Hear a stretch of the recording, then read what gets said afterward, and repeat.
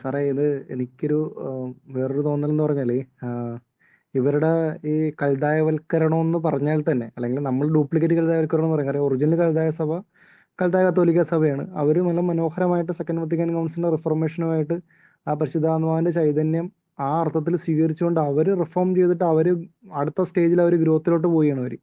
ഇപ്പൊ church of the east എന്ന് വരെ അവരിലോട്ട് കമ്മ്യൂണിറ്റിയിലോട്ട് ആൾക്കാർ വരുന്നുണ്ട്. കെൽദിയൻ ചർച്ചിലോട്ട് ആൾക്കാർ വരുന്നുണ്ട്. പിന്നെ പ്രൊട്ടസ്റ്റന്റ് ചർച്ചിലുള്ള അമേരിക്കയിലുള്ള പല ഇംഗ്ലീഷുകാരും അവരും ഈ പൗരസ്ത്യ സഭകളിലോട്ടും ലാറ്റിൻ ചർച്ചിലോട്ടൊക്കെ അവർ വരുന്നുണ്ട്. അപ്പൊ റിഫോംഡ് ആയിട്ടുള്ള സഭകളിലോട്ട് കൂടുതൽ ആൾക്കാർ തള്ളിക്കയറ്റമുണ്ട്. വൈകാരിക തള്ളിക്കയറ്റമല്ല, ഞാൻ പറഞ്ഞത് സെക്കൻഡ് വത്തിക്കൻ റിഫോംസ് സ്വീകരിച്ചവരിലോട്ടൊരു തള്ളിക്കയറ്റം അവരിൽ നിന്ന് ഉണ്ടാകുന്നുണ്ട്.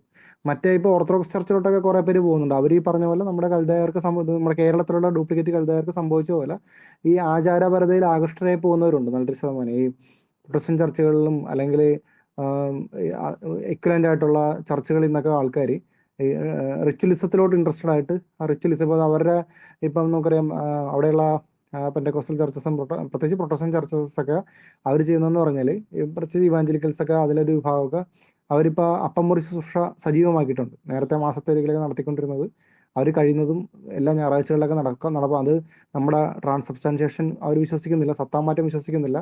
അവർ പ്രതീകാത്മകമായിട്ടാണ് ചില സമൂഹം പറയുന്നുണ്ട്, ചില സമൂഹം അവർ പറയുന്നുണ്ട് അത് സ്പിരിച്വലി പ്രസന്റ് എന്ന് പറയുന്ന ഒരു വിഭാഗമുണ്ട് അവരുടെ കൂട്ടത്തിൽ. അപ്പം ഇങ്ങനെയായിട്ട് റിച്വലിസത്തിലോട്ട് ആകർഷിതരാകുന്നുണ്ട് കുറെ പേര്. അപ്പൊ അത് ആ റിച്വലിസത്തിലോട്ട് ആകർഷകരായിട്ട് പോകുന്നത് പലരും ഓർത്തഡോക്സ് ചർച്ചിലോട്ടും ഈ പറയുന്ന സെക്കൻഡ് വത്തിക്കാൻ കൗൺസിൽ റിഫോംസ് പൂർണ്ണമായിട്ട് അക്സെപ്റ്റ് ചെയ്യാത്ത പൗരസ്ത്യ സഭകളിലേക്കും ഞാൻ റിച്വലിസം പുകയ്ക്കലും ഈ മക്സാനി സെറമണിയടിയും ഡ്രസ്സ് അവരുടെ വെസ്റ്റ്മെന്റ്സിന്റെ തിളക്കവും ആ ഫുള്ള് ഇമോഷണൽ വൈബും എല്ലാം കൂടെ അങ്ങനെ അട്രാക്റ്റഡ് ആയി പോകുന്നുണ്ട്. പക്ഷെ അവർ വിതിൻ 1 or 2 years അവർ അതിൽ നിന്ന് വിട്ടു പോകുന്നുമുണ്ട്. അത് അമേരിക്കയിലെ പല പഠനങ്ങളും ഈ ഓർത്തഡോക്സ് ചർച്ചിലോട്ടൊക്കെ ആകർഷകരായിട്ട് കുറെ പേര് തള്ളിക്കയറി അവർ ഒരു വർഷം കഴിയുമ്പോൾ നമുക്ക് പറ്റിയ പണിയില്ലെന്നും പറഞ്ഞ് നിർത്തി പോകുന്നുണ്ട്. കാര്യം ആ വിശ്വാസത്തിൽ അല്ലെങ്കിൽ ആത്മീയതയിൽ ആഴപ്പെടാതെ ഈ റിച്വലിസത്തിലോട്ട് പോകുമ്പോൾ, ആചാരപരതയിലോട്ട് പോകുമ്പോൾ ആചാരം കാണുന്നത്ര ഇഷ്ടപ്പെടും. പക്ഷെ കുറെ നാൾ ഇത് കണ്ടു കഴിയുമ്പോൾ പുതുമ പോകുമ്പോൾ അവരെന്ത് ചെയ്യും? ഇപ്പൊ ബൈസന്റിയൻ ചർച്ചാണെങ്കിൽ നേരെ അർമീനിയൻ ചർച്ചിലോട്ട് പോകും, അല്ലെങ്കിൽ മറ്റേ നമ്മളെ വെസ്റ്റേൺ സിറിയൊക്കെയുള്ള മാരണൈറ്റ് ചർച്ചിലോട്ട് പോകും. ഇങ്ങനെ അവർ സ്കിപ്പ് ചെയ്ത് നടക്കുക. കാര്യം അവിടുത്തെ കൗതുകം തീർന്ന് ആ എക്സ്പീരിയൻസും അതും കഴിയുമ്പോൾ ഒരു വർഷം കണ്ടു കഴിയുമ്പോൾ അവിടുത്തെ കൗതുകം തീരുമ്പോൾ അടുത്ത ചർച്ചിലോട്ട് അവർ പോകും. അപ്പൊ അങ്ങനെ ഒരു സിസ്റ്റം അവിടെ ഉണ്ട് ഇപ്പം. അപ്പൊ ഈ സെക്കൻഡ് വത്തിക്കൻ കൗൺസിൽ റിഫോംസിനെ കുറിച്ച് പഠിച്ച് ആകൃഷ്ടരായിട്ട് ഈ ദിവ്യബലിയിൽ ഈ പറഞ്ഞ പോലെ പൂർണ്ണമായിട്ടൊരു സജീവ പങ്കാളിത്തം ആഗ്രഹിക്കുന്ന പലരും വന്നു കഴിഞ്ഞാൽ അവർ വിട്ടുപോകുന്നുമില്ല. അവർ ശക്തമായിട്ട് കാത്തലിക് ഫെയ്ത്തിലോട്ട് വരുന്നുണ്ട്. അപ്പൊ നമ്മുടെ ഈ ഇവിടെയുള്ള ഡ്യൂപ്ലിക്കേറ്റ് കൽതായവാദികളുടെ പ്രശ്നം ഇപ്പൊ സാറ് പറഞ്ഞത് തന്നെയാണ്. അതായത് ഒരു സ്വത്വബോധം അവർക്ക്, അങ്ങനെ ഒരു പ്രശ്നം അവർക്ക് വന്നു. നമ്മുടെ ഞാൻ പറഞ്ഞ കേരളത്തിൽ നിന്ന് പോയ നമ്മുടെ ഭവത്തിൽ പോലെയുള്ള ചില ആൾക്കാരുടെ ഒരു രീതി എനിക്ക് നമ്മുടെ നിഗമനമായിട്ട് റിഡക്ഷൻ ആണെന്നും നേരിട്ട് സംസാരിച്ചിട്ട് ഇതൊന്നും അല്ലല്ലോ. അപ്പൊ എനിക്ക് അതിനെക്കുറിച്ച് മനസ്സിലായതെന്ന് പറഞ്ഞാല് ഇവര് നമ്മുടെ ഇവിടുന്ന് ഈ ചങ്ങനാശ്ശേരിയിൽ നിന്നും അവിടെ നിന്നൊക്കെ പഠിക്കാൻ വേണ്ടി റോമിലും US-ലും യൂറോപ്പിലൊക്കെ പോയപ്പം അവിടെ പല പൗരസ്ത്യ സഭകളെ അവർ നേരിട്ട് കാണും. നേരത്തെ ബുക്ക് വായിച്ചിട്ടുള്ള അറിവല്ലേ ഉള്ളു. അപ്പൊ അവിടെ പോയപ്പോ ആ ഒരു തിയേറ്ററിക്കൽ എക്സ്പീരിയൻസ് ഉണ്ടല്ലോ, നമ്മൾ ഈ വിശറി മണിയടിക്കലും ധൂവക്കുറ്റിയുടെ അത് ധൂവക്കുറ്റിയിൽ വരെ മണികളും ആ സൗണ്ടിന്റെ ഇതും ആംബിയൻസും അറ്റ്മോസ്ഫിയർ ഒക്കെ കണ്ടപ്പം അത് അവരുടെ തന്നെ ചിലർക്ക് ട്രഡീഷണൽ ആയിട്ട് അവർക്ക് ചില കുരിശുകളുണ്ട്, ചിലർക്ക് ട്രഡീഷണൽ ആയിട്ടുള്ള വെസ്റ്റ്മെന്റ്സിന്റെ ഭാഗമായിട്ട് ചില ഭാഗങ്ങളുണ്ട്, ചിലർക്ക് കൈക്കുരിശുണ്ട്. ഇതൊക്കെ കണ്ടു കഴിഞ്ഞപ്പം ഇവിടുന്ന് പോയ ഞാൻ പറഞ്ഞില്ലേ ഈ ഇങ്ങനെയുള്ള റിച്വലിസം ഇഷ്ടപ്പെടുന്ന അല്ലെങ്കിൽ ഓവറായിട്ട് ഇങ്ങനെയുള്ള ട്രഡീഷണൽ ചർച്ച് ട്രഡീഷൻ അല്ല, ഈ റിച്വലിസം അങ്ങനെ പരതയിൽ അനുഷ്ഠാനപരതയിൽ ആകൃഷ്ടരായിട്ടുള്ള ഒരു വിഭാഗം. അതിൽ സ്പിരിച്വാലിറ്റി ഉണ്ടോന്ന് ചോദിച്ചാൽ അറിയില്ല, നമുക്കറിയാൻ പറ്റത്തില്ല. അതിൽ നോക്കിയപ്പോൾ നമുക്ക് ഇവിടെ യൂണീക്കായിട്ട് കാണിക്കാനൊന്നും ഇല്ലെന്നുള്ള ഐഡന്റിറ്റി ക്രൈസിസ് അവർക്ക് ക്ലിയർ ആയിട്ട് കിട്ടി. നോക്കാം, കൽദിയൻ ചർച്ചിനെ അവരുടെ നമുക്ക് ശ്രദ്ധിച്ചാൽ മതി, അവർക്കൊരു പ്രത്യേക ക്രോസ് ഉണ്ട്. ബൈസന്തിയൻ ചർച്ചിനാകുമ്പോൾ അവരുടെ ഒരു എന്നാ പറയാ അവരുടെ ചാൻഡ് ഉണ്ട്, ഒരു ഗ്രീക്ക് ആയിട്ടുള്ള യുണീക് ഗ്രീക്ക് ചാൻഡ് ഉണ്ട്. നമുക്കത് കേട്ടാൽ യൂട്യൂബിൽ ജസ്റ്റ് അടിച്ചാൽ മതി, കിരിയ ലൈസൺ എന്നൊക്കെ പറഞ്ഞിട്ട് ഗ്രീക്ക് ചാൻഡ് എന്നൊക്കെ പറഞ്ഞിട്ട് യുണീക്ക് ആയിട്ടുള്ള ഒരു ചാൻഡ് ഉണ്ട് അവർക്ക്. അവരുടെ ഒരു സ്റ്റൈൽ, ഒരു വേ ഓഫ് വർഷിപ്പ് ആണ്. നമുക്കത് നല്ല നമ്മൾ ശരിക്കും അത് ഒരു കാമായിട്ട് ഇരുന്നിട്ട് ഒരു ആരാധനാത്മകമായിട്ട് നമ്മൾ ഇരുന്നിട്ട് ഈ കിരിയ ലൈസൺ കർത്താവ് കരുണയായിരിക്കണം എന്നുള്ള അതിന്റെ റിപ്പീറ്റേഷൻ നമുക്ക് കിട്ടും നല്ല ഇതായിട്ട്. അത് കിട്ടുമ്പോൾ ഒരു ആത്മീയ അനുഭവം നമുക്ക് കിട്ടും, അല്ലെങ്കിൽ ആ ഒരു വൈകാരികമായിട്ട് നമ്മൾ ആത്മീയതയിലേക്ക് കൊണ്ടുപോകാനുള്ള ഒരു വൈകാരിക അനുഭവം അതിൽ നിന്ന് കിട്ടും നമുക്ക്. അപ്പം ഇവര് നോക്കുമ്പോൾ നമ്മുടെ ഇവിടെയുള്ള ഡ്യൂപ്ലിക്കേറ്റ് ഇതൊക്കെ നിഗമനമാണ് സാറേ. ഇവര് അവിടെ ചെന്ന് കഴിഞ്ഞപ്പോൾ ഓരോ ചർച്ചിനും യുണീക് ട്രഡീഷൻസ് ഉണ്ട്. ലാറ്റിൻ ചർച്ചിനാണെങ്കിൽ പറയണ്ടായും ഡിഫറെന്റ് റൈറ്റ്സ്, മറ്റേ സെയറിയൂസ് ഉണ്ട്, അംബ്രോസൻ റൈറ്റ് ഉണ്ട്, റോമൻ റൈറ്റ് ഉണ്ട്, ലയോണിസ് റൈറ്റ് ഉണ്ട്, മൊസാറബിക് റൈറ്റ് ഉണ്ട്, ഭയങ്കര ലിറ്റർജിക്കൽ റൈറ്റ്സ്, ഡിഫറെന്റ് പ്രാക്ടീസസ്. അത് പാഗൻട്രി ആയിട്ടുള്ള വളരെ യുണീക്ക് ആയിട്ടുള്ള ട്രെഡന്റിൻ മാസ് ഉണ്ട്, അത് അവർക്കുണ്ട്. നോവസോർട്ട് സിംപ്ലിസിറ്റിക് ആയിട്ടുള്ള വളരെ എന്നാ പറയാ സിംപ്ലിഫൈ ചെയ്ത ലോക്കൽ ലാംഗ്വേജുള്ള നോവസോർഡോ ഉണ്ട്. അപ്പൊ ഇവര് നോക്കിയപ്പോൾ നമ്മുടെ ഐഡന്റിറ്റി കാണിക്കാനായിട്ട് ഒരു സംഗതി ഇല്ല. ഉള്ളത് കൽദിയൻ ചർച്ചിനാണ്. അവരാണ് second Vatican council reforms accept ചെയ്ത് അവർ ആ ഒരു പുതിയ വളർച്ചയിലോട്ട് പോയി. അപ്പൊ നോക്കിയപ്പം നമുക്ക് ഈ ലിറ്റർജിയും കയ്യിരിപ്പുണ്ട്, വേറെ ഒന്നുമില്ല, ഒന്നും കാണിക്കാനില്ല. അങ്ങനെ ആയപ്പോഴാണ് സ്വത്വബോധത്തിന്റെ ഒരു ക്രൈസിസിൽ നിന്നാണ് ഈ മാർത്തോമാ സ്ലീവ എന്ന് പറഞ്ഞ സാധനം പൊക്കിക്കൊണ്ട് വരുന്നത്. ശരിക്കും രണ്ട് ഉദ്ദേശം അവർക്കുള്ളത്. അവിടെ പോയിട്ട് അവർ ഓരോ ചർച്ചിന്റെ ട്രഡീഷൻസ് കാണുമ്പോൾ നമ്മുടെ കയ്യിലൊന്നും കാണിക്കാനില്ല. അതിൽ നിന്ന് ആ ക്രൈസിസ് ഉണ്ടല്ലോ നമുക്ക്, എന്ന് വെച്ചാൽ എല്ലാവർക്കും അത് വരത്തില്ല. ആത്മീയതയും ഉള്ളവന് വരത്തില്ല. കാര്യം അത് അവന്റെ വ്യക്തിപരമായ ഐഡന്റിറ്റിയിലല്ലേ. ഇത് സ്വർഗത്തിൽ പോകാനുള്ള ലക്ഷ്യത്തിലോട്ടുള്ള ചിന്ത വന്നവന് ഇതൊന്നും വലിയ കാര്യമല്ല. ഈ ആചാരപരതയിലും അനുഷ്ഠാനപരത ഇഷ്ടപ്പെടുന്ന സമൂഹത്തിന് വ്യക്തിക്കാണെങ്കിൽ അയ്യോ എനിക്കൊന്നും കാണിക്കാനില്ല. വൈസന്യൻ ചർച്ചിന് അവരുടെ ട്രഡീഷൻ യൂണീക്ക് ആയിട്ടുള്ള കാര്യങ്ങളുണ്ട്, കൽവിൻ ചർച്ചിനാണെങ്കിൽ അവരുടെ കാര്യങ്ങളുണ്ട്, മാർണൈറ്റ് ചർച്ചിന് അവരുടെ കൈക്കുരിശും കാര്യങ്ങളുണ്ട്, അവരുടെ ലിറ്റർജി ഉണ്ട്. എല്ലാ ചർച്ചുകൾക്കും യൂണീക്കായിട്ട് എന്തെങ്കിലുമൊക്കെ ഉണ്ട്, ഇവിടുന്ന് നമുക്ക് കാണിക്കാനൊന്നും ഇല്ല. അങ്ങനെ വന്നപ്പോഴാണ് ഈ മാർത്തോമാ സ്ലീവ എന്നും പറഞ്ഞ് ആ കുരിശ് പൊക്കിക്കൊണ്ടുവന്ന് ആ പേര് വിട്ട് നാട് മുഴുവൻ അത് പ്രചരിപ്പിച്ച് എല്ലായിടത്തും അത് പ്രചരിപ്പിച്ച് ഇപ്പൊ യൂറോപ്പിലും യു എസിലും പോയി കഴിഞ്ഞാൽ അടയാളമായിട്ട് മാറി. ഇതുപോലെ സ്വത്വബോധം ഇല്ലായ്മയിൽ നിന്ന്, അതായത് ദൈവാശ്രയമുള്ളവന് ഇതിനൊന്നും ആവശ്യമില്ല, പക്ഷെ ഈ ഒരു ഐഡന്റിറ്റി ക്രൈസിസ് ഇവർ ഫീൽ ചെയ്തു, ആഴമായിട്ട് ഫീൽ ചെയ്തു. ബാക്കിയുള്ളവരുമായിട്ട് നോക്കുമ്പോൾ ആ ഒരു പോരായ്മ സ്വയം ഫീൽ ചെയ്തപ്പോൾ അവർ ആൻസർ കൊണ്ടുവന്നാണത്. ഈ മാർത്തോമാ സ്ലീവ എന്നും പറയും സാധനം പൊക്കി കൊണ്ടുവന്ന്. അപ്പൊ അതിന് പ്രചാരം കിട്ടത്തില്ലല്ലോ. ഒരു പുതിയ സാധനം കൊണ്ടുവന്നപ്പോൾ പണി നോക്കാൻ പറയും. അപ്പൊ എന്ത് ചെയ്തു? ട്രഡീഷണൽ ആയിട്ട് ഒരു വിളക്കുകളിലൂടെയൊക്കെ, അതായത് ഇവർ നമ്മുടെ ബുദ്ധിയാണിത്. ഇതൊക്കെ നമ്മൾ CIA എന്നൊക്കെ പറഞ്ഞ ആൾക്കാർ അല്ലെങ്കിൽ ചാരസംഘടനയൊക്കെ പറയുന്ന പോലെ സൈക്കോളജിക്കൽ മൂവ് ആണ് മുഴുവൻ. അത് അവർ വാർഗേയം കളിക്കും. അതുപോലെ ഓരോ സെനാരിയോ ആയിട്ട് ക്രിയേറ്റ് ചെയ്ത് വിടുകയാണ്. അത് പ്രചാരത്തിലാക്കി നിലവിളക്കിലോട്ട് കൊടുത്തുവിട്ട് നിലവിളക്ക് പ്രചാരണം നടത്തി. അതിനുശേഷം ഈ കാപ്പകളിൽ പ്രചാരണം ശക്തമായിട്ട് നടത്തി. എന്നിട്ട് കാര്യമായിട്ട് ഏക്കാതെ വന്നപ്പോഴാണ് അവരെന്ത് ചെയ്ത് ക്രൂസ് രൂപ. അപ്പം അവർ നോക്കുമ്പോൾ ക്രൂസ് രൂപ ഉള്ളിടത്തോളം കാലം ഇതിന് പ്രസക്തി കിട്ടത്തില്ല. അപ്പൊ ഓട്ടോമാറ്റിക്കായിട്ട് എന്ത് ചെയ്യണം? ക്രൂസ് രൂപ എടുത്ത് മാറ്റണം. അപ്പൊ അവരത് എടുത്ത് അൾത്താര വെച്ച്. അൾത്താര വെക്കുന്നതോടെ വിശ്വാസികളുടെ മനസ്സിൽ പ്രാമുഖ്യം കിട്ടും. ബാക്കി എന്ത് തിയറി പഠിപ്പിച്ചാലൊക്കെ ശരിയാച്ചോന്നേ പറയുള്ളൂ. പക്ഷെ ഇവർ സക്രാരിയും മാറ്റി ഈ ക്രൂസ് രൂപം മാറ്റി അൾത്താര വെച്ചിട്ട് ഈ കൊച്ചു പിള്ളേരെയൊക്കെ മാർത്തോമാ സ്ലീവ് അതാണ്, സ്ലീവ് ഇതാന്നൊക്കെ പറഞ്ഞിട്ട് അങ്ങോട്ട് വ്യാഖ്യാനിച്ച് എല്ലാം അങ്ങോട്ട് വ്യാഖ്യാനം കൊടുത്തു കഴിഞ്ഞപ്പോൾ ഇത് അവരുടെ ഹൃദയത്തിലോട്ട് പതിപ്പിക്കാൻ ശ്രമിച്ചു. അപ്പൊ അതൊരു കൾട്ട് ബിംബമായിട്ട് മാറി. ഇന്നിപ്പോ നമ്മൾ മാർത്തോമാ സ്ലീവയെ കുറിച്ച് പുതിയ ജനറേഷൻ പിള്ളേരോട് പറഞ്ഞാൽ അവർക്ക് വൈകാരിക അനുഭവമാണ്. കാര്യം അവർ സമ്മതിക്കത്തില്ല. അത് ഇങ്ങനെ ഒരു ബാക്ക്ഗ്രൗണ്ട് എന്നൊക്കെ പറഞ്ഞാൽ അവർ പോയി പണി നോക്കാൻ പറയും. അത്രയ്ക്ക് ഒരു കൾട്ട് മെന്റാലിറ്റിയോട്ട് കൊണ്ടുവരണമെന്നുണ്ടെങ്കിൽ ഇതിന് ഏറ്റവും പ്രധാന സ്ഥാനം കൊടുക്കണം. അങ്ങനെയാണ് അവർ ഈ ചങ്ങനാശ്ശേരിയിലൊക്കെ ഈ ക്രൂശുരൂപം മാറ്റിയും സക്രാരിയും മാറ്റിയും ഈ സാധനം ബിംബാരാധനയ്ക്ക് തുല്യമായിട്ട് ഏറ്റവും ഹൈ പ്രയോറിറ്റി ആയിട്ട് ഈ സാധനം അവിടെ വെച്ചു. കാര്യം എന്താണ്? അവരുടെ മനസ്സുകൾ പ്രതിഷ്ഠിക്കണം ഈ സാധനം.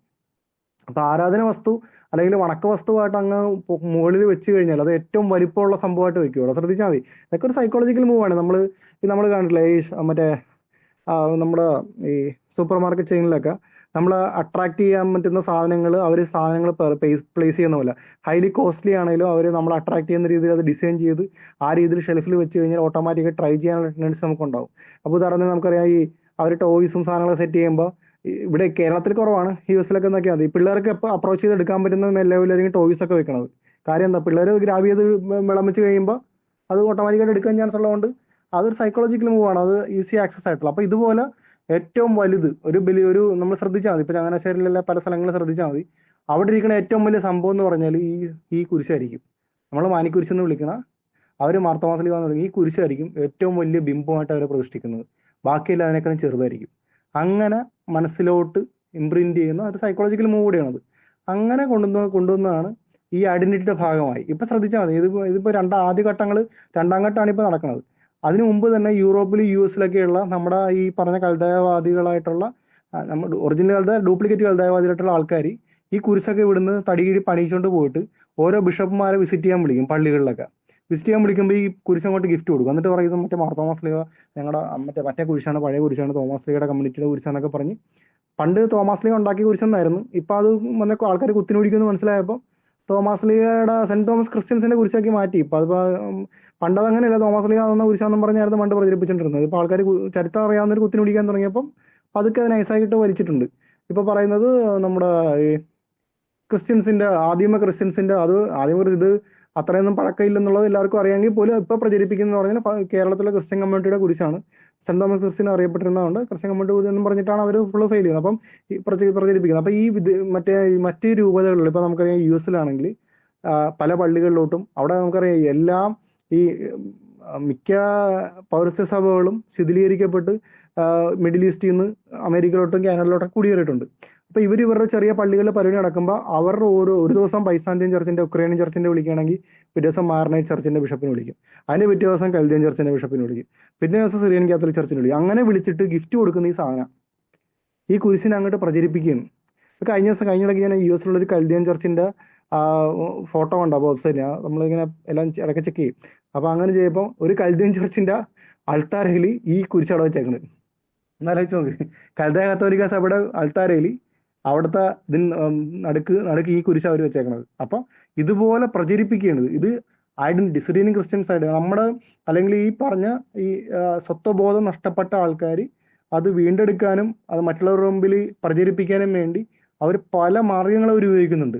തുർക്കിയിൽ വിസിറ്റേഷൻ പോയി കഴിഞ്ഞിടയ്ക്ക് നമ്മൾ പുള്ളി പോയപ്പോൾ കൊടുത്ത അതാണെന്ന് എനിക്ക് തോന്നുന്നത്. എന്റെ സംശയം ശരിയാണെങ്കിൽ നമ്മൾ താഴത്തൊക്കെ പോയപ്പം തുർക്കിയിൽ എങ്ങാണ്ട് ഒരു ബിഷപ്പിന് കൊണ്ട് ഈ കുരിശ് കൊടുത്തെന്ന് എനിക്ക് തോന്നുന്നത്. അപ്പൊ അങ്ങനെ ഒരു കൾട്ട് മെന്റാലിറ്റിയിലോട്ട് വിശ്വാസികളെ മാറ്റുകയും ഇത് ഐഡന്റിറ്റി ആയിട്ട് അവതരിപ്പിക്കുന്നു. അപ്പൊ എവിടുന്ന് തുടങ്ങിയത്? ബാക്കിയുള്ള സഭകൾക്ക് യുണീക്ക് ആയിട്ടുള്ള സമ്പത്തി ഉള്ളപ്പോൾ ഇവിടെ ഇല്ലെന്ന് വിചാരിച്ചിട്ട് ഞാൻ പറഞ്ഞു ആചാരങ്ങളിലും അനുഷ്ഠാനങ്ങളിലും മാത്രം ശ്രദ്ധ കേന്ദ്രീകരിക്കുമ്പോഴാണ് ഈ ആത്മീയത നഷ്ടപ്പെടുത്തിക്കൊണ്ട് അല്ലെങ്കിൽ ആത്മീയതയ്ക്ക് പ്രാധാന്യം ഇല്ലാതെ ഈ ആചാരങ്ങളും അനുഷ്ഠാനങ്ങളിലും മാത്രം ചിന്തിക്കുന്നവർക്കാണ് ഇങ്ങനെയുള്ള ഐഡന്റിറ്റി ക്രൈസിസ് വരുന്നത്. അപ്പൊ അവരെന്ത് ചെയ്യും? അവർ ഇങ്ങനെയുള്ള ബിംബങ്ങൾ ഉണ്ടാക്കും. ബിംബങ്ങൾ ഇല്ലെങ്കിൽ ബിംബങ്ങൾ ഉണ്ടാക്കിയെടുക്കും. അതിന് അർത്ഥങ്ങൾ നൽകിക്കൊണ്ട് അത് പ്രചരിപ്പിക്കും. അങ്ങനെ ഒരു ഐഡന്റിറ്റി ഐക്കണായിട്ട് മാറ്റി. ഇപ്പൊ അവര് നമ്മൾ യു എസിലായിക്കോട്ടെ യു കെയിലായിക്കോട്ടെ ഇപ്പോഴത്തെ വളർന്നു വരുന്ന കാറ്റിസം പഠിച്ച് വളർന്നു വരുന്ന പിള്ളേരോട് ചോദിച്ചാൽ അവരുടെ ഐഡന്റിറ്റി അവർ പ്ലേസ് ചെയ്ത് കഴിഞ്ഞു വരും. ഇപ്പൊ നമ്മുടെ തോമസ് ഇപ്പൊ നമ്മൾ വരുമ്പം നമ്മുടെ ഇപ്പൊ ക്രിസ്ത്യൻസ് എന്ന് പറയുന്നത് നമ്മൾ സെന്റ് തോമസ് ക്രിസ്ത്യൻ എന്ന് പറഞ്ഞാൽ നമ്മുടെ മനസ്സിലോട്ട് വരുന്നത് എന്തായിരിക്കും? തോമസിന്റെ രൂപമോ അല്ലെങ്കിൽ നമ്മുടെ വീട്ടിലിരിക്കുന്ന ഫോട്ടോയോ അല്ലെ നമ്മൾ എവിടെയെങ്കിലും കണ്ട നവന പുസ്തകത്തിലെ ഫോട്ടോയോ അല്ലെ മലയാട്ടിരിക്കുന്ന കുരിശും കൂടി ഇരിക്കുന്ന തോമസിന്റെ രൂപമോ അല്ലെങ്കിൽ നമ്മൾ പണ്ട് കണ്ട ഫോട്ടോ ആയിരിക്കും. പക്ഷെ അവരുടെ മനസ്സിൽ ഈ രൂപത്തേലും മറ്റിനേക്കാളും അവർക്ക് പ്രാധാന്യം സെന്റ് തോമസ് എന്ന് പറയുമ്പോഴോ സീറോ മലബാർ ചർച്ച എന്ന് പറയുമ്പോഴേ കുരിശ് വരുന്ന രീതിയിലോട്ട് അവർ സൈക്കോളജിക്കലായിട്ട് അത് പ്ലേസ് ചെയ്തു. അത് മാത്രമല്ല ലോകത്തെല്ലായിടത്തുള്ള ബിഷപ്പ്മാരെ കാണാൻ പോകുമ്പോഴും ഗിഫ്റ്റ് കൊടുത്തു, ഇങ്ങോട്ട് വരുമ്പോഴും ഗിഫ്റ്റ് കൊടുത്തു, അർത്ഥങ്ങൾ മനസ്സിൽ അങ്ങനെ ഒരു ഐഡന്റിറ്റി. അപ്പൊ ഇതിന്റെ കോർ കൺസെപ്റ്റ് എന്താണ്? ഈ ഐഡന്റിറ്റി ക്രൈസിസ്, സ്വത്വബോധം ഇല്ലായ്മ. എനിക്ക് ഒന്നും ഇല്ലല്ലോ, മറ്റുള്ളവർ മുമ്പിൽ കാണിക്കണമെന്നും ഇല്ലെന്ന് ഇവർ ഡെവലപ്പ് ചെയ്ത സംഭവമാണിത്. അപ്പൊ ഈ പറഞ്ഞ കൽദാവൽക്കരണത്തിന്റെ ഒരു പ്രധാന സംഭവം അത് തന്നെയാണ്. കൽദിയൻ ചർച്ചിൽ അവർ ഒറിജിനലി കൽദയ കത്തോലിക്ക സഭ ഈ നമ്മൾ ഉപയോഗിക്കുന്ന മാറിയുടെ അനാഫർ ഉൾപ്പെടുന്ന കുർബാന നമുക്ക് എവിടുന്നാണ് കിട്ടിയത്? അവർക്കില്ലാത്ത ഒരു അമിതമായ സ്വത്വബോധത്തിലോട്ട് നമ്മുടെ സമൂഹത്തെ കൊണ്ടുപോവുകയും അതിന്റെ രണ്ടാം ദൂഷ്യഫലമാണ് ജാതീയത അടിസ്ഥാനത്തിലോട്ട് പോകുന്നത്. അതായത് കത്തോലിക്ക വിശ്വാസത്തെ സീറോ മലബാർ എന്നുള്ള കത്തോലിക്ക അല്ലെങ്കിൽ മേജർ ആർക്കി എപ്പിസ്കോപ്പൽ ചർച്ച് എന്നാണ് ഒറിജിനൽ പേരെങ്കിലും നമ്മുടെ കത്തോലിക്ക വിശ്വാസത്തെ ആത്മീയതയെ അവർ മാറ്റി നിർത്തിക്കൊണ്ട് ഇവർ വെറും ഒരു ആചാരത്തിലേക്ക് മാറ്റുമ്പോൾ അതിന്റെ പരിണിത ഫലം അല്ലെങ്കിൽ രണ്ടാം ഫലമാണ് ഈ സമുദായ സംഘടന എന്നുള്ള രീതിയിലോട്ട് താഴെപ്പെടും. അതായത് കാത്തലിക് ചർച്ച് എന്നുള്ള കൺസെപ്റ്റിൽ നിന്ന് മാറി ഒരു സിറിയൻ ക്രിസ്ത്യൻ കമ്മ്യൂണിറ്റി എന്നുള്ള ഐഡന്റിറ്റിയിലോട്ട് ഡൗൺഗ്രേഡ് ചെയ്യപ്പെടും. അങ്ങനെ വരുമ്പോൾ ഈ നമുക്ക് പൊളിറ്റിക്സ് കളിക്കാൻ പറ്റും, പൊളിറ്റിക്കലായിട്ട് നമുക്ക് ആൾക്കാരെ സംഘടിപ്പിക്കാൻ പറ്റും, പക്ഷെ സ്പിരിച്വലി ആയിട്ട് ഒന്നും ചെയ്യാൻ പറ്റത്തില്ല. അപ്പൊ പിള്ളേര് വന്നിട്ട് ആചാരം നടത്തിയിട്ട് പോകും, പള്ളിയിൽ വന്നിട്ട് ആചാരം നടത്തിയിട്ട് പോകും, പക്ഷെ ജീവിതം മുഴുവൻ തോന്നിവാസം കാണിക്കും. ആ ഒരു കൺസെപ്റ്റിലോട്ട്, അതായത് ജീവിത വിശുദ്ധിക്ക് പ്രാധാന്യമില്ല, എങ്ങനെ വേണം ജീവിച്ചോ, പക്ഷെ പള്ളി വന്നിട്ട് ഈ പറഞ്ഞ ആചാരം കാണിച്ചിട്ട് പോവുക. കപടതയുള്ള രീതിയിലുള്ള ഒരു യുവ തലമുറയെ വളർത്തിയെടുക്കുന്നുണ്ട് ഇവര്. അതായത് അങ്ങനെ വരുന്നുണ്ട്. കാര്യം ഇവര് നോക്കുമ്പോൾ എന്ത് ഉടായ്പ കാണിച്ചിട്ടും പ്രശ്നമില്ല, ഞായറാഴ്ച പള്ളി വന്ന് ആചാരം തെറ്റാതെ കറക്റ്റ് മാർ തോമസ് സ്ലീവേനെ മടങ്ങി സ്ലീവേന്നും പറഞ്ഞ് നടന്ന ഫെയ്ത്തായി എന്നുള്ള കൺസെപ്റ്റിലോട്ട് പലപ്പോഴും വിശ്വാസത്തെ, ആത്മീയത ഡൗൺഗ്രേഡ് ചെയ്യപ്പെടുന്നു. അപ്പം എല്ലാത്തിൻ്റെയും കാരണം ഇവിടുന്ന് പഠിക്കാൻ പോയപ്പം ഇല്ലാത്ത, അതായത് നമ്മുടെ ആത്മീയത ഇല്ലാതെ ആചാരങ്ങളിലും അനുഷ്ഠാനങ്ങളിലും ശ്രദ്ധ കേന്ദ്രീകരിക്കുന്ന രീതിയിലേക്ക് നമ്മുടെ ചിന്ത പോയപ്പോൾ, നമ്മുടെ ഇവിടുന്ന് പോയവർ ചിന്ത പോയപ്പോൾ ഐഡന്റിറ്റി ക്രൈസിസ്, സ്വത്വബോധം നഷ്ടപ്പെടുന്ന ഇല്ലാത്തതായിട്ട് തോന്നി. അതിനുവേണ്ടി ഉണ്ടാക്കിയെടുത്തൊരു ബിംബമാണ് ഈ മാർത്തോമാ സ്ലീവ എന്ന് പറഞ്ഞ ഈ മാനിക്കുരിശ്. ഇനിയിപ്പോൾ അത് മാറ്റി വെച്ചിട്ടുള്ളൊരു ജീവിതം അവർക്കില്ല. അതാണ് കഴിഞ്ഞ ദിവസം പുഷ്പവും ഒക്കെ വന്നത്, കുരിശിൻ്റെ അകത്ത് പുഷ്പവും തേനും പൂവൊക്കെ വന്നതിന്റെ കാര്യം ഇതാണ്. അപ്പൊ മയില് വന്നു. അപ്പൊ ഈ കൽദിയൻ ചർച്ചിനില്ലാത്ത അല്ലെങ്കിൽ യഥാർത്ഥ പൗരസ്ത്യ സഭകൾക്ക് ഇല്ലാത്ത ഒരു അനാവശ്യ സ്വത്വബോധ വികാരമാണ് ഇപ്പൊ കടന്നു പിടിക്കുന്നത്. അപ്പൊ പണ്ട് ഈ കൽദയ സഭയ്ക്കും ഈ പറഞ്ഞ മാർനൈറ്റ് ചർച്ചിനും എല്ലാവർക്കും ഭയങ്കര സ്വത്വബോധമായിരുന്നു. നമ്മളിവിടെ ഇവിടെ ഇന്ന് ഡ്യൂപ്ലിക്കേറ്റ് കൽതായവൽക്കരണം നടത്തുന്ന രൂപതകൾ കാണിക്കണേക്കാളും തീവ്രമായ സ്വത്വബോധം ഉണ്ടായിരുന്നു. അപ്പൊ അവർ ഒരുത്തനെ പോലും വിശ്വാസത്തോട്ട് അടുപ്പിക്കാൻ തയ്യാറായില്ല. ഒരു മനുഷ്യനെ അല്ലെങ്കിൽ അവിടെ ഇസ്ലാമിക രാഷ്ട്രമാണ്, ഒരു മനുഷ്യനെ പോലും മതം മാറ്റി സ്വന്തം വിശ്വാസത്തിലേക്ക് കൊണ്ടുവരാനുള്ള തീക്ഷ്ണത അവർക്കില്ല. കാര്യം എന്താ? അവർ സ്വത്വബോധത്തിലോട്ട് പോയി. അവരുടെ സ്വത്വബോധം അവരുടെ വംശീയതയിലും ദേശീയതയിലോട്ടും പോയി. അപ്പൊ ഇപ്പൊ നമുക്കറിയാം കൽദിയൻസ് എന്ന് പറഞ്ഞാൽ അവര് അസീറിയൻസിന്റെ അല്ലെങ്കിൽ ആ ഒരു അസീറിയൻ കൺസെപ്റ്റിലോട്ട് മാറി കൽദിയൻ എന്നുള്ള ഐസൊലേഷനിലോട്ട് അവർ പോയി. മാരൈറ്റ് ചർച്ച് എന്ന് പറയുമ്പോൾ മാരനൈറ്റ് സിറിയൻ ചർച്ച്, അസീറിയൻസ് എന്നുള്ള സിറിയൻ കാത്തലിക്സിന്റെ ആ കൺസെപ്റ്റിലോട്ട് മാരനൈറ്റും സിറിയൻ കാത്തലിക്സും രണ്ടായി പോയി. അപ്പൊ ഇങ്ങനെ ഐഡന്റിറ്റിയിലോട്ട് പോയപ്പോ ദൈവം എന്ത് സംഭവിക്കും? ദൈവം സുവിശേഷം നൽകിയത് എന്തിനു വേണ്ടിയാ? സഭ സ്ഥാപിച്ചത് എന്തിനു വേണ്ടിയാ? ലോക ജനത രക്ഷിക്കാൻ വേണ്ടിയാ, എല്ലാവർക്കും രക്ഷ പകർന്നു കൊടുക്കാൻ വേണ്ടിയാ, സുവിശേഷ പ്രഘോഷണത്തിന് വേണ്ടിയാ നമ്മളെല്ലാവരെയും ക്ഷണിച്ചത്. അതിൽ നിന്ന് മാറി എൻ്റെ സമുദായം, എൻ്റെ വംശീയത, ഞാൻ കൽദിയനാണ്, ഞാൻ കൽദിയ വംശത്തിൽപ്പെടുന്നവനാണ്, അല്ല ഞാൻ അർമീനിയനാണ്, എൻ്റെ അർമീനിയൻ വംശത്തിൽപ്പെടുന്നവനാണ്. അപ്പൊ ഈ അർമീനിയൻസ് അങ്ങനെയുള്ള ചെറിയ ചെറിയ ഈ ദേശീയതയിലോട്ടോ വംശീയതയിലോട്ടോ വിശ്വാസത്തെ ചുരുക്കിയപ്പോൾ ദൈവം അവരെ ചിതറിച്ചു. ഇപ്പൊ അവര് അഭയാർത്ഥികളായിട്ട് ലോകമെമ്പാടും പോയി. കാരണം എന്താ? ഒരുമിച്ച് നിൽക്കേണ്ട ഒരു സമൂഹം വംശീയമായിട്ട് ദേശീയമായിട്ട് അവർ ചിന്തിച്ചപ്പോൾ സങ്കുചിതമായി ചിന്തിച്ച് സുവിശേഷം അടുത്ത തലമുറയ്ക്ക് പകർന്നു കൊടുക്കാത്ത അവസ്ഥ വന്നപ്പോൾ, അടുത്ത തലമുറ എന്ന് പറഞ്ഞാൽ സ്വന്തം മക്കൾക്കല്ല, ചുറ്റുമുള്ളവർക്കും യേശുവിനെ പകർന്നു കൊടുക്കാതെ കാര്യം എന്താ? അപ്പൊ ഐഡന്റിറ്റി നഷ്ടപ്പെടില്ലേ? ഇപ്പം ഒരു കെൽദിയൻ അല്ലെങ്കിൽ ഇപ്പൊ ഇവിടെ സീറോ മലബാർ സഭയ്ക്ക് സംഭവിച്ചത് നമ്മൾ ഈ സെക്കൻഡ് വത്തിക്കാൻ കൗൺസിൽ റിഫോംസ് അല്ലെങ്കിൽ ലാറ്റിൻ ചർച്ചിൽ നിന്ന് മിഷണറി വരുന്നതിന് മുമ്പ് വരെ ഇവിടെ എന്താ സംഭവിച്ചുകൊണ്ടിരുന്നത്? ഈ കാത്തലിക് ചർച്ചിന്റെ ലാറ്റിൻ ചർച്ചിൽ നിന്ന് മിഷണറിമാർ വന്ന് ഈ തൊട്ടുകൂടായ്മയൊക്കെ എടുത്ത് മാറ്റാൻ വേണ്ടി ശക്തമായിട്ടുള്ള സ്വാധീനം ചെലുത്തിയല്ലോ. അവരുടെ ഇതിന്റെ ഒന്നാം ഘട്ടം അല്ല, 2, 3, 4, 5 ഘട്ടം വന്നപ്പോഴാണ് ഇതൊക്കെ ചിന്തയൊക്കെ നമ്മുടെ ഇവിടെ വന്നത്. അതിനു മുമ്പ് വരെ എന്തായിരുന്നു? ഈ ഐഡന്റിറ്റി ക്രൈസിസ് അല്ലായിരുന്നു ഇവിടെ ഉണ്ടായിരുന്നത്. അതായത് ഒരുത്തരം മാമസമൊക്കെ കഴിഞ്ഞാൽ അവൻ നമ്മുടെ സിറിയൻ ക്രിസ്ത്യന്റെ ഐഡന്റിറ്റി നഷ്ടപ്പെടും എന്ന് പറഞ്ഞിട്ട് സുവിശേഷ പ്രഘോഷണത്തിൽ നിന്ന് മനഃപൂർവ്വം ഒഴിവായി നിന്ന്. അങ്ങനെ ഒഴിവാക്കി നിൽക്കുമ്പോൾ സഭ തളരും. ആ തളർന്നു നിന്ന സഭയെ ഉയർത്തിയത് ആരാണ്? ഈ ലാറ്റിൻ ചർച്ച് വന്നിട്ട് കത്തോലിക്ക വിശ്വാസം പകർന്ന് നടത്തിക്കൊണ്ട് സുവിശേഷ പ്രഘോഷണത്തോട്ട് വീണ്ടും നമ്മളെ നയിച്ചപ്പോഴാണ് ആ ജീവൻ നമുക്ക് വന്നത്. ആ ജീവന്റെ ഫലമാണ് ഇന്ന് നമ്മൾ അനുഭവിക്കുന്ന വളർച്ച, നമ്മുടെ പിള്ളേർ ലോകമെമ്പാടും പോകുന്നത്. പക്ഷെ ആ പിള്ളേരെ നമ്മൾ ഈ ജാതി ഐഡന്റിറ്റിയിലോട്ട് കൊണ്ടുവന്ന് സീറോ മലബാറിന്റെ ആ ചുരുങ്ങിയ വീക്ഷണത്തിലോട്ട് വരുമ്പോൾ എന്ത് സംഭവിക്കും?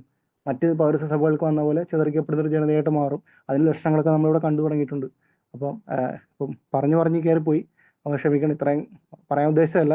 ഈ പറഞ്ഞ സ്വത്വബോധം എന്നുള്ള കൺസെപ്റ്റ് സാറ് പറഞ്ഞാണ്. ഇങ്ങനെ സ്വത്വബോധം, അതായത് ആത്മീയതയില്ലാത്ത ആചാരത്തിലും അനുഷ്ഠാനങ്ങളിലും മാത്രം ശ്രദ്ധ കേന്ദ്രീകരിക്കുന്ന, പഴയ നിയമം നമുക്കറിയാം, ഫരിസേരെ പോലെ ആചാരപരതയിലും അനുഷ്ഠാനപരതയിലും മാത്രം ശ്രദ്ധ കേന്ദ്രീകരിച്ച് ഈ മാർത്തോമാസ്ലീഹ പോലെ ഒരു സ്വത്വബോധം ഉണ്ടാക്കിയെടുക്കുമ്പോൾ ആത്മീയ അടിത്തറ നഷ്ടപ്പെടുകയും ദൈവം നമ്മളെ സുശേഷ പ്രഘോഷണം നമ്മൾ നടത്താതിരിക്കുകയും ചെയ്യും. ഓട്ടോമാറ്റിക്കായിട്ട് അതിന്റെ ഫലം അതാണ്.